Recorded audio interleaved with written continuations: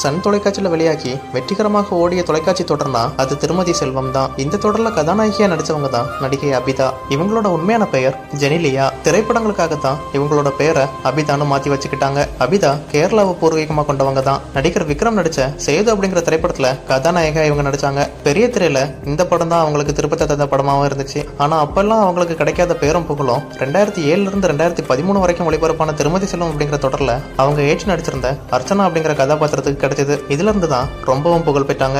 இவங்களுக்கு சுனில் அப்படிங்கிற கணவரும் அல்சா அன்சிலான்னு 2 பிள்ளைங்களும் இருக்காங்க. இவங்க சேது படத்துல நடிக்கிறதுக்கு முன்னாடியே எட்டுப்பட்டி ராசா, கோல்மால், தேவதாசின்னு ஒரு சில திரைப்படங்கள்ல சின்ன சின்ன வேடங்கள்ல நடிச்சிருக்காங்க. பார்த்த உடனே குடும்பப்பாங்கான பெண்ணா தெரியுற இவங்க சினிமாக்கு வந்த புதுசுல கிளாமர் ரோல் எல்லாம் நடிச்சிருக்காங்க. ஆனா சேது திரைப்படத்துக்கு அப்புறம் இவங்க நடிச்ச எந்த படமுமே சரியா போகல. ஆனா இவங்க நடிச்ச தொலைக்காட்சி தொடர்களான ராஜராஜேஸ்வரி, திருமதி செல்வம், தங்கமான புருஷன், பொன்னூஞ்சல் இதெல்லாமே வெற்றி அடைஞ்ச தொடர்களா இருக்கு.